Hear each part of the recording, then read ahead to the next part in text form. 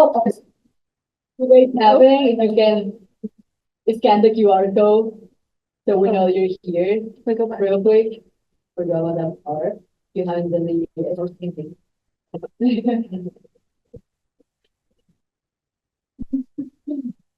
Perfect. Okay, now we can start.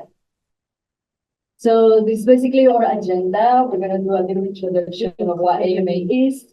We're gonna do some marketing basis. So we're gonna touch on some branding, which is very important. Developing a marketing plan, digital marketing, on-campus resources. We're gonna recap with things to remember for y'all, and we're gonna finish up with connecting. Let's go. So, what is the American Marketing Association? We are an organization that composes of over 300 chapters all over the US, Puerto Rico, and Canada. So that means we're really big nationally. Our mission is to develop sound thinking marketing principles, encourage career development in the business sector, and promote networks among students, faculty, and business professionals. We have 5 pillars, which is because of marketing, professional development, networking, leadership, and community service. And why us? Why are we giving you this amazing presentation? We are actually recognized nationally as an outstanding chapter, that we talk about the 300 chapter. We're nationally recognized as outstanding on our marketing strategies and communications planning and also membership. So we're really good at recruitment. We also have honorary mentions for our marketing week competitions. And organizations has grown over 50%, giving us over 80 something students now. Okay, so we're gonna start with some marketing basics and that's the Jeremiah. Right, working. All right, now, so when it comes to marketing, we wanted to give you guys the marketing basics. And so in marketing industry, there are 10 key areas of marketing that you would be focused on.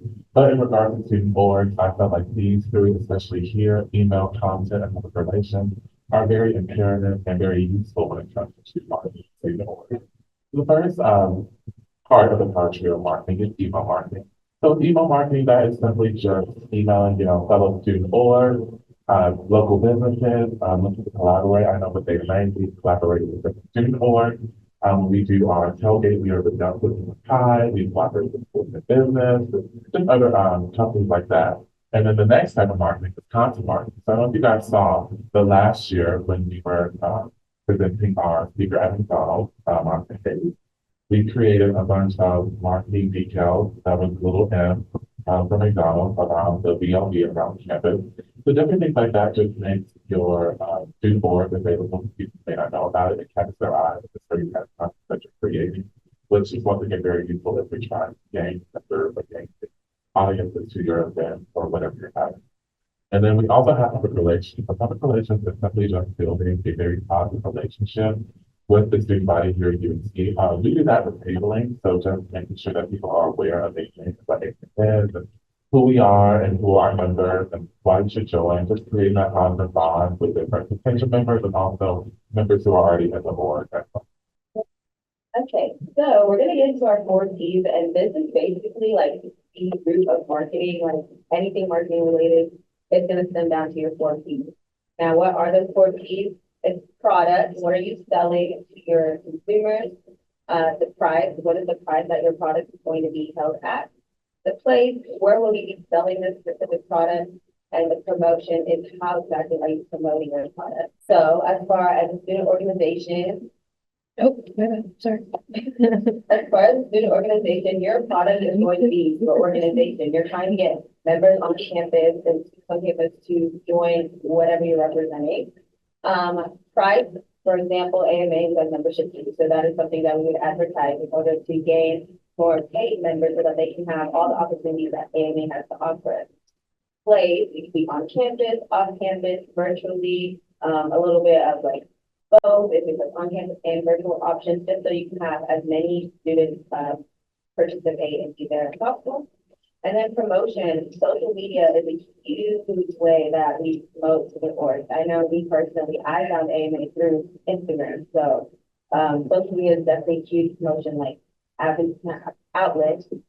Flyers, posting flyers on campus, you can even post a little like yard signs that the students will read as they're walking to class, as you get rid of some of the organization. Cabling, as Jeremiah mentioned, you build connections even with people who aren't maybe might not be interested in the board. They might see you walking down the hall and be like, hey, you were going to me about this. Like, I want to know more. Can I come to a meeting today? All right, so next in our marketing basic is value proposition. So when talking about value proposition, simply just breaking down the word is for those of your value. Well, you may not know about the org. So our value proposition to others is elevate your marketing journey in a rewarding and enjoyable environment. Join us for knowledge, camaraderie, and supportive marketing. So it's basically just letting people know once again what value we would bring to them if they were to join the org or different things like that. Okay, so here's a little marketing funnel. It's just like a visual that kind of understands how to really grab the attention of your members and retain them. So you can definitely, table, post on social media and advertise your org, but you want to make sure that those members stay and continuously come back. So here it shows the awareness at the top. Awareness is people recognizing the name of your organization. Like I mentioned earlier, they can stop by your table and may not show any interest at first, but then, you made a good connection with them. So they see you walking down the hall and they're like, hey, you told me about your org. Can I learn more or can I come to a meeting? That's building awareness. Interest is them coming to a meeting. Like you hear them in and they're like, right? And they come to a meeting, they're like, hey, this is a vibe. I like you here. I want to keep coming to more. So that's them considering the paid dues. They're in the meeting, they're like, oh, I like this meeting. Then they go up to Brad, for example, who's our VP finance, and be like, hey, I want to pay dues. What options do I have for that? And then action is them becoming a member, taking that initiative to pay to become a member and gain all the opportunities that they have within the organization. Loyalty is consistently coming to meetings. So, they pay their dues, they're coming all the time, and it'll lead to where they're bringing their friends, they're telling their class, I know some of our members will go in front of their professors in their class and be like, hey, I'm a part of this maybe before y'all should do it too. And the cycle kind of just continues from there in order to build member retention. Okay, so next up is branding. Branding is a strategic process of influencing the perception of your organization through every interaction, crafting a unique identity that connects with your audience and distinguishes you from your competitors. The importance of a strong brand comes down to these three points: trust, recognition, and differentiation. A strong brand fosters trust with its members and customers. It makes your organization easily identifiable and sets you apart from your competitors. So these are some of the examples that AMA leads by to be a successful brand. Mission, vision, innovative, impactful, authentic, trustworthy, strong values, and brand recognition. So the AMA mission is that it helps its members develop sound thinking in marketing principles and encourage career development. And vision could be leading marketing organizations on campus such like yours in cultivating the next generation of leaders within the marketing industry. Okay, so this is our marketing strategy, essentially what we use on the day-to-day basis to grow AMA and our org, and the same thing that y'all can do to grow the org. Well, so first we have 5 key things that we keep. These are our goals, target audience, competitors, the analysis, and the evaluation of everything. So first of all, we want to set goals that basically work best for your org. So what you've probably seen in some of your marketing or business content, if you haven't taken one, here's the info.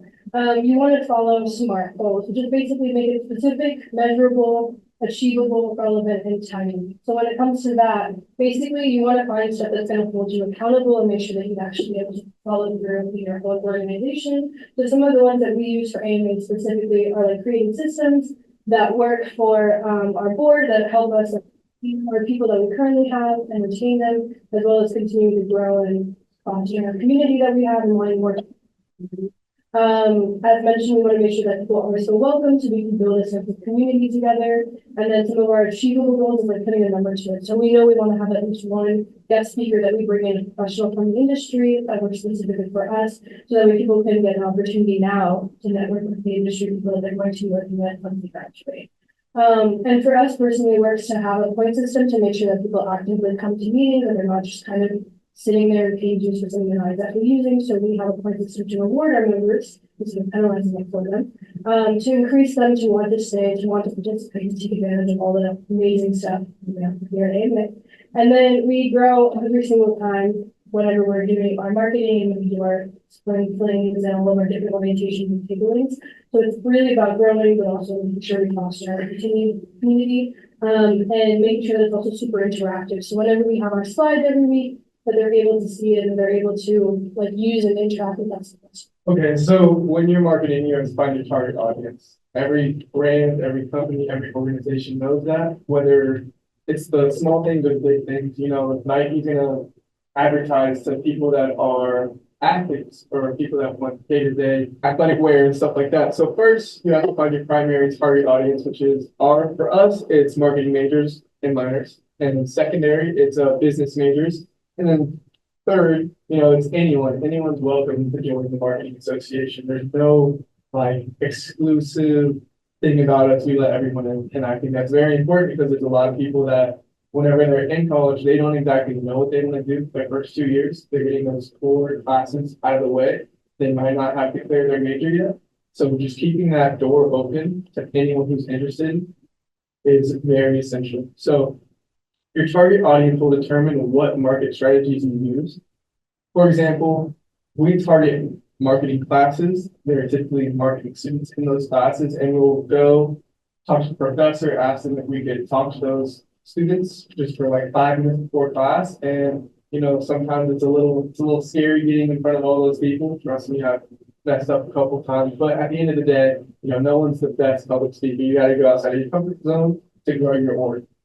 Secondly, we talk to underclassmen and business classes, any business class, you know, and then we email these marketing professors. We table at the union any time of the year, whether we're trying to raise money or just advertise our board.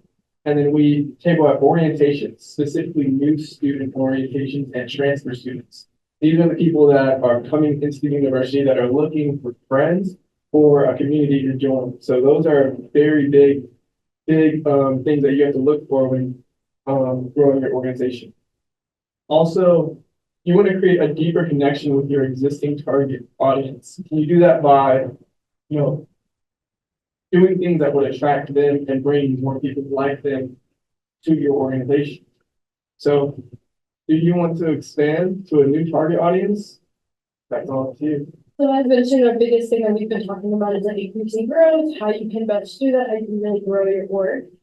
We really take advantage of like our different times of the semester. So for us, if you have a lot of year-long positions, the summer is super great. That's when we kind of start brainstorming ideas for what we want to do, setting up like our plans, making sure that everyone's really kind of held accountable. Because as like, especially when you're trying to bring in guest speakers, when you're trying to work with professionals, they have their own lives outside of us being passionate. So most of the time you need to like schedule out with them to make sure that they can come in and be able to like have a successful meeting. So for us, we take that time to like plan our budgeting, plan our social media, plan who we want to bring in and what we want to do. If we want to plan for the company tour, for example, if you're a more professional organization. And making sure that we basically have kind of have an overall vision. So taking advantage of that winter break time or that summer break time, and using it to like pivot if we need to make any changes. And then something that we mentioned is like a lot of outreach. So it's really taking advantage of all the opportunities and outlets that we have.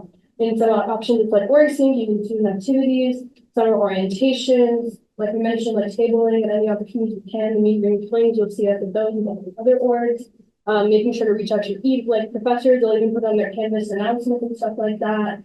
Speaking in the classes that it applies to, so that we're not just kind of broadly speaking, and you know, like if you go pitch it to a senior class, and most of those people kind of already have direction of what they're doing, we may not pay as much attention to this professional class, which is really about figuring out what you want to do with it.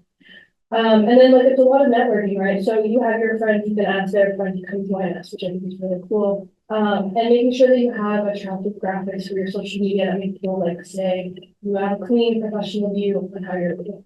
But yeah, and our Laura over here said, don't make it into a struggle.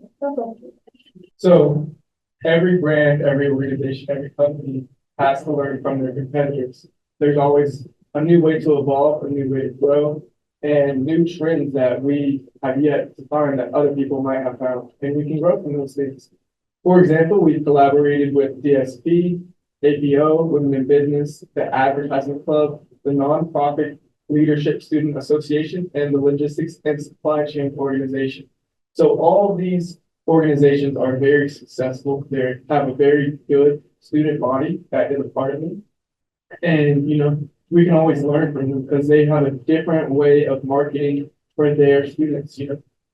We are doing things such as a mentorship program from the Honors College.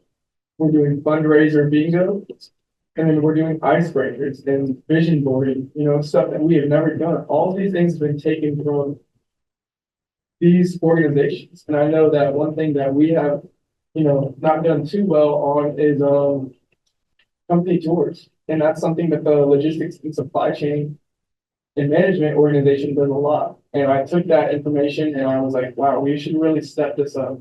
And we collaborated as a board and we arranged a very good trip to the Univision headquarters in Dallas, Texas.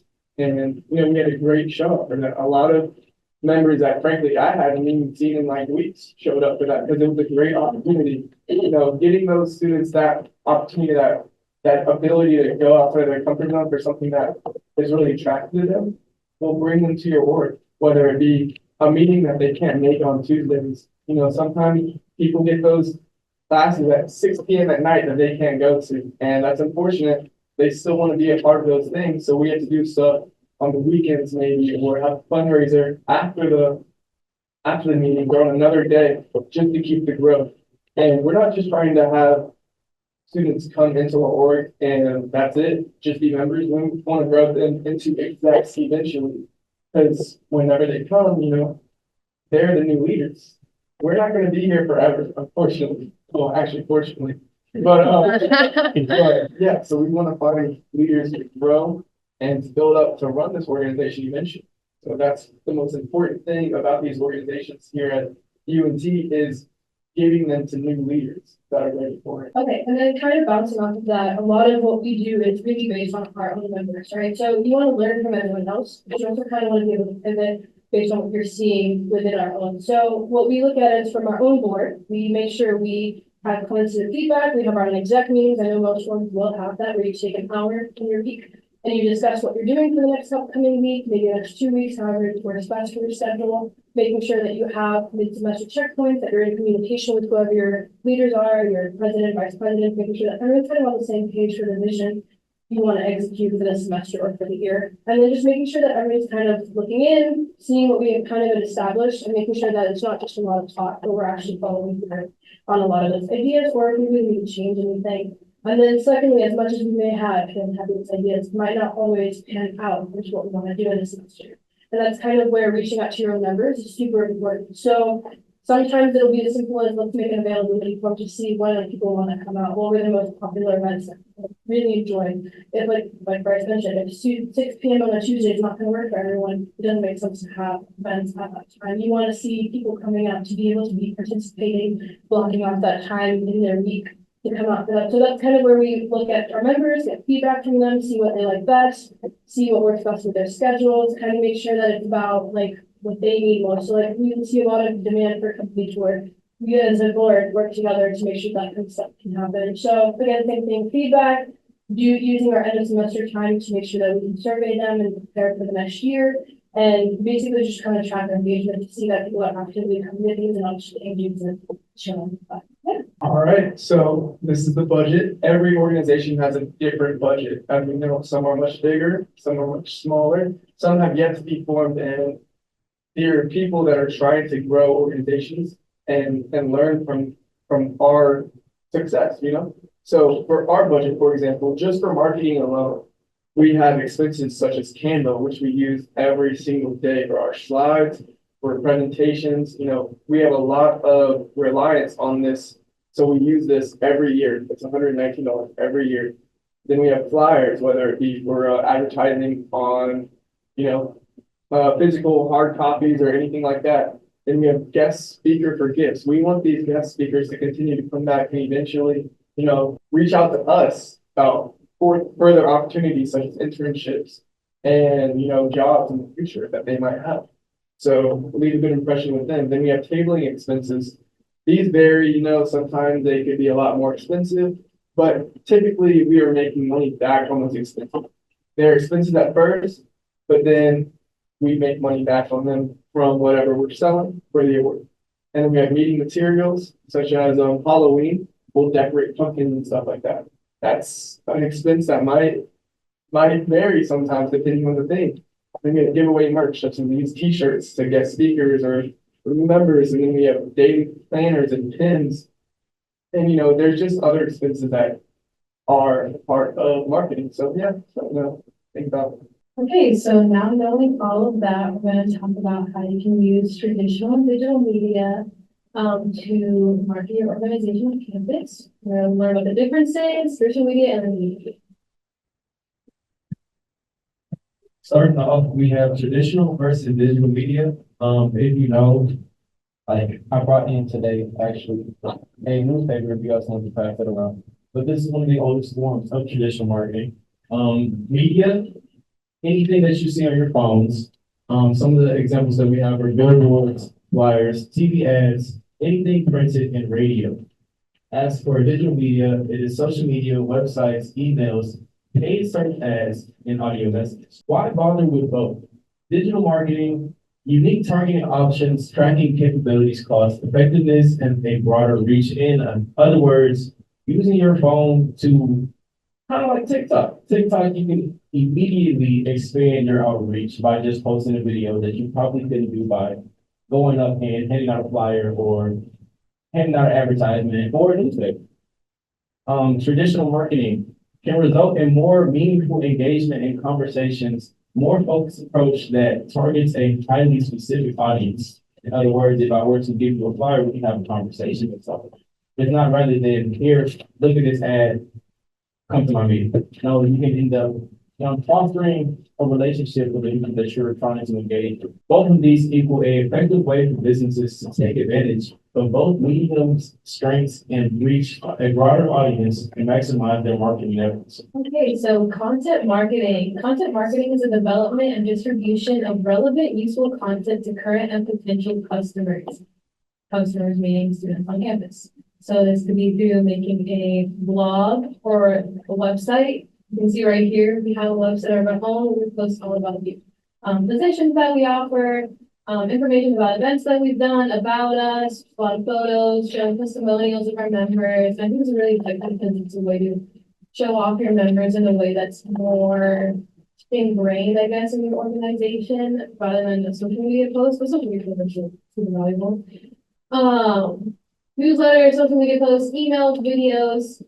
And the benefits of regular content marketing include increasing your online visibility and generating more leads and boosting your loyalty. So one thing that I do social media also for another organization on campus. Something that I really love to do is to do spotlights of our members. And why this is really effective is because it's a way for your members to reflect themselves into their own network. So let's say they repost their spotlight that you made for them on their social media or LinkedIn.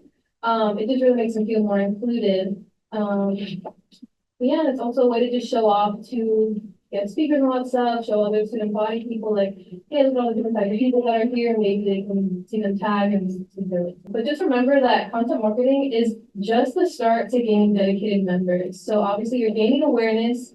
Content marketing, yeah, it's really just the awareness and interest phase, but what you really need to do is capture those interested members and find ways to really get them involved in your organization. So for example, today we're sitting up here and we brought our members with us, it's not just exec up here, we're making them feel included, which they are, so it's really great. That sounds like a thread. So some example of AMA marketing that we've done, and we'll have to play on each one. These are examples of when AMA used both traditional and digital media to advertise AMA. So this is gonna be when we did guerrilla marketing for the organization using these rubber duckies that we had around the business school, and we think the vision. Sorry.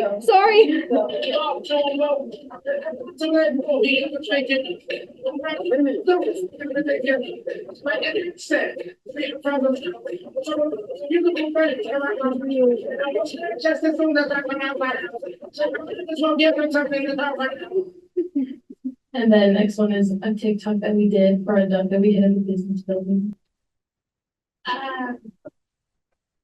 What you got there? Smoothie. I think. And then last one is one that was mentioned earlier when we put these graphics on the floor, this traditional media where people would see this, this illustration of some McDonald's fries, and we edited it to look like the AMA. They scan the QR to pique their interest.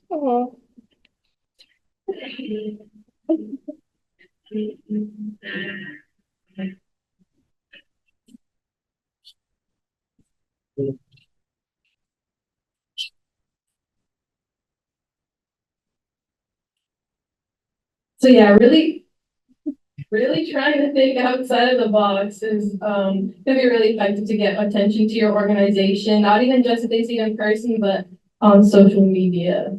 Okay, so after the meeting, we do have a activity for you guys. It's gonna be a content plan. Content plan sometimes refers to as a content calendar. It's a written plan to help manage your distribution schedule.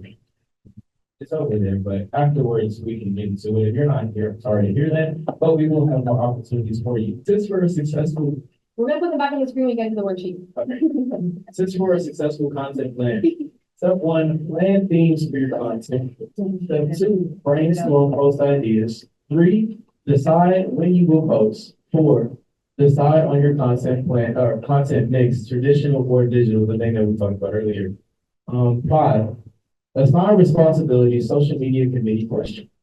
Six, write post captions. Seven, create a style guide. We'll discuss it later. And then eight, schedule content in advance. Make a separate calendar. I'm not gonna stress that enough. It is very, very crucial to not only have like a schoolwork calendar, but to do on your career content as well, because it can get chaotic. Okay, so we're getting towards the end of our meeting. We wanted to highlight some campus resources.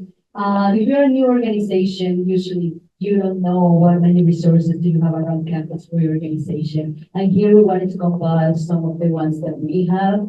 As always, we have Orange and student activities. As you might see, we're working with them. The student activities is gonna be your friend of whatever do you need for your organization. Is it a room? Is it an event? Is it something that you need advice for? Always go towards them. You can email them. Miss Hallie is always like, look, Miss Amanda is always there. And also you can even go visit them. There's some time if they're available. They're on the third floor by where the multicultural center was, next to it. Now it's the center of belonging. But yeah, that's why you have onion table is solicitation form. If you need to table, there is a solicitation form that you have to visit. This one needs to be filled out 5 days prior your event. So make sure to do that in advance. If you need to do a tabling, Union Digital Signage Network with the stickers of all of your digital strategies within like either the TVs around campus, around the union, where you need and you want to put visuals around like all the TVs, you always need to talk to them in advance and have all graphic ready, or even though sometimes some of their work is get graphics for you if it's necessary. But that's what design works. So design works, you can do like multiple things with them, either flyers, bulletins, and so much more. We usually work with design works to make long signs. And even if your event is something big and you need help with student activities, you can talk to them and figure out some milestones together.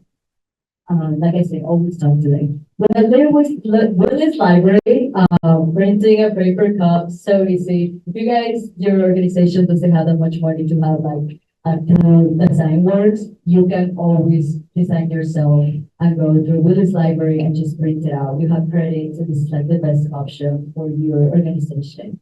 We have free parking for guest speakers. So in the College of Business, there is a possibility like, a guest speaker and you need to pay for the parking, and you can just get it free to the school. And I bet the other schools and organizations are able to do the same. Collaborating with our organizations, that's so easy. Just reach out to them and fly ahead. SGA Eagle Nest Fund and SGA Travel Grant. If you guys are gonna do travels, or always go to your travel grant. If you guys are gonna do big events, then you will need monetary donations from school. You need the Eagles Nest Fund. This one are done through SGA, and you have to go to a meeting that they present prior soliciting all these things. They're gonna give you all the information, and after that, you can start doing the solicitation. If you have more questions about that, you can definitely reach us out. We have had these ones before, which is great, and it helps a lot with your organization, activities and everything. Eagle Awards, if you guys think like a lot of people, this is a great recognition for your executive board. Even if you're new, they have multiple awards that you guys can just apply. And even if you just get nominated or you're made finalist, you're invited to the final event to celebrate everyone that was nominated. So it's a good opportunity for exposure. UNT social medias, you can always reach out to the social medias. The College of Business is handled by Kennedy, and Kennedy is amazing. You would just reach out to them and they will repost your post on their social media. And student board funding, this is very new. We haven't applied for this one, but it's something that student activities is been promoting is through there, and they're basically, helping out your organization with events. And now Amanda wants to talk a little about some more stuff on student. Okay, hey y'all. So as Barbara mentioned, these are some really great resources. If y'all have any questions about any of the above, feel free to talk to us afterwards, or send us an email. Eagle Award applications did just open up on this past Monday. The awards span from Advisor of the Year, Org of the Year, Officer of the Year, everything like that.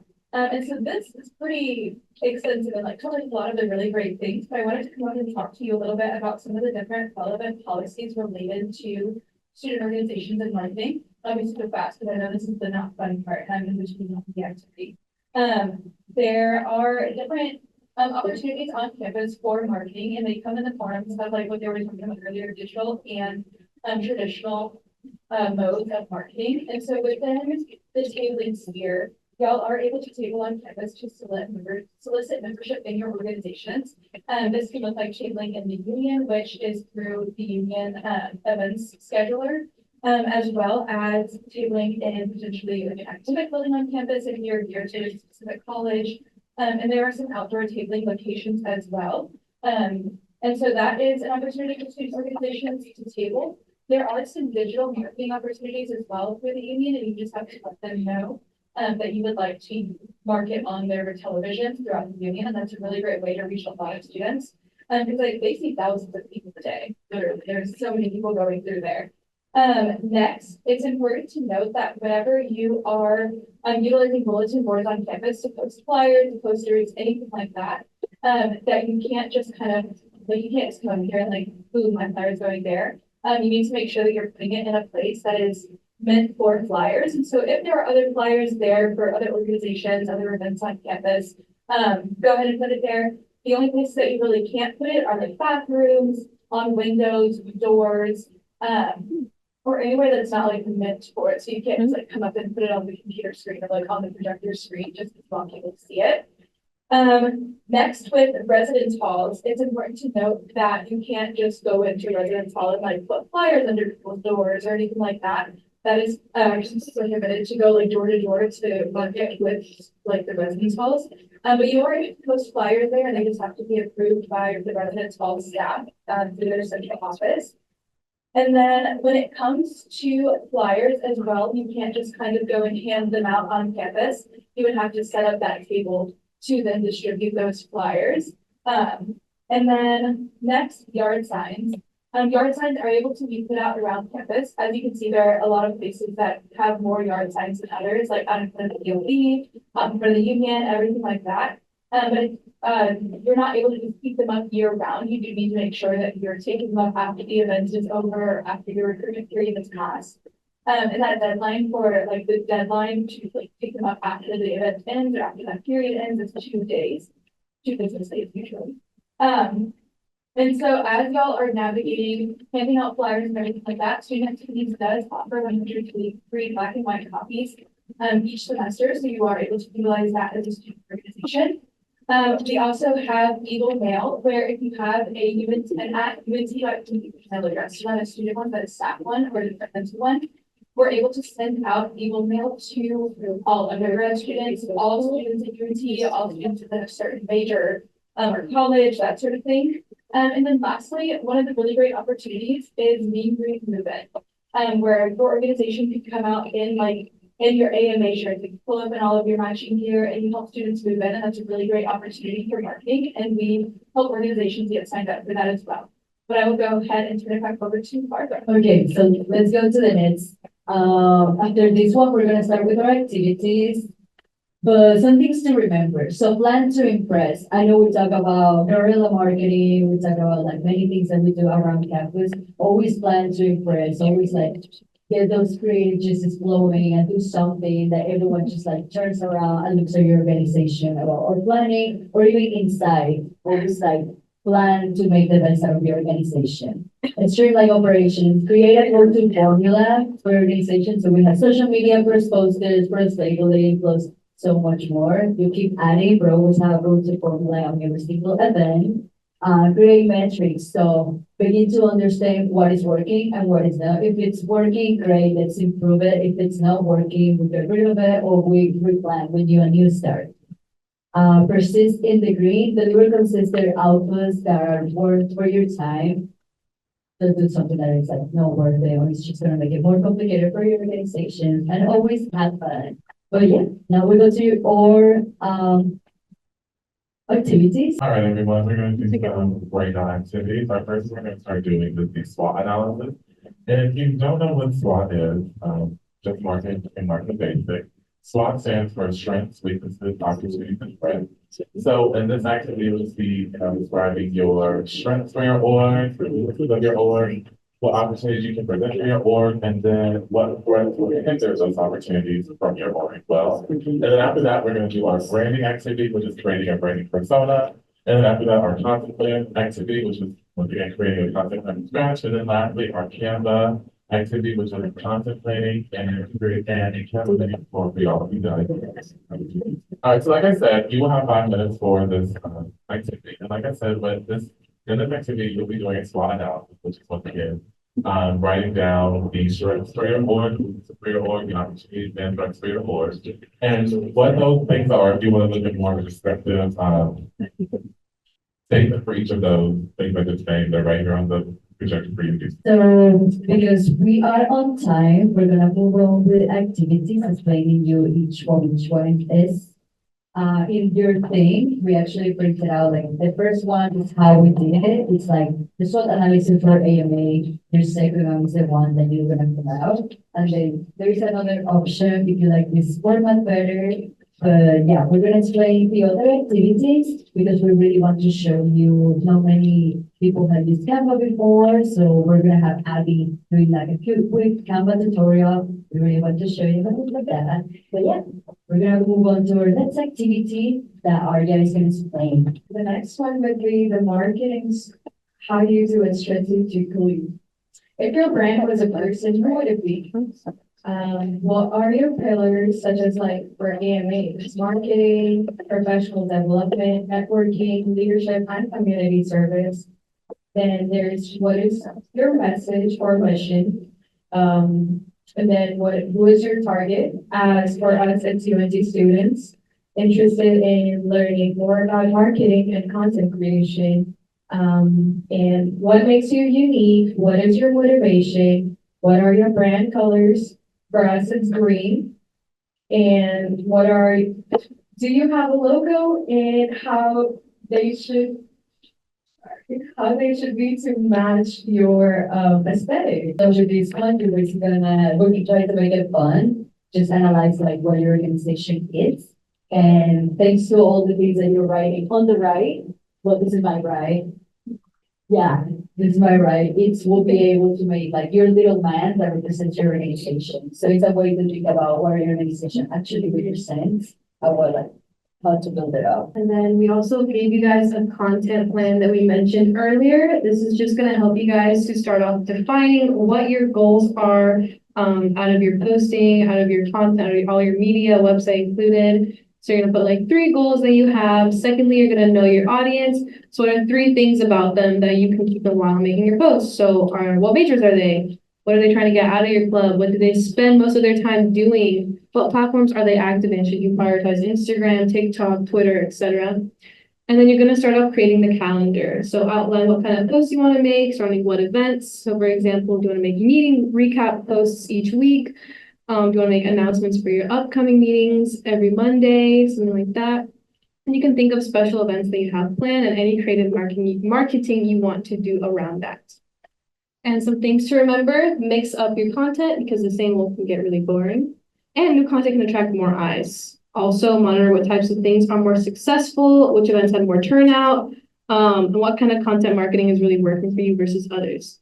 And also take this time to further work with your exec to come up with a plan that works for you. So real quick, you do want to use colors that are on brand like us for green and white, and we do mix the colors depending on the theme of the post. Use 2 to 3 fonts max. You don't want to use so many different fonts. It does get, I don't want to use the word ugly, but it does.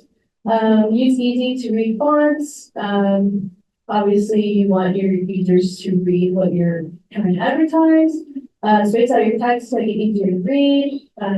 If you use this really small font, it could get squished and it'd be really hard to read. You don't want to use random colors. Definitely always stay on theme. Use different fonts. Is that 6090? Just a million, like a large amount. Okay. Use a amount of different fonts. Oh yeah, some use, yeah.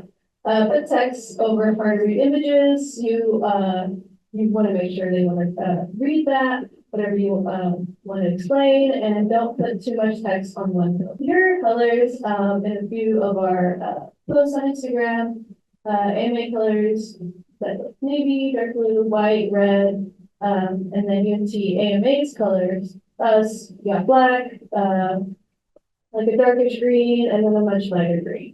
Here's some examples that we've used on our posts. So text, this is a heading, this is a subheading, this is a body copy. Obviously, much different depending on the font size.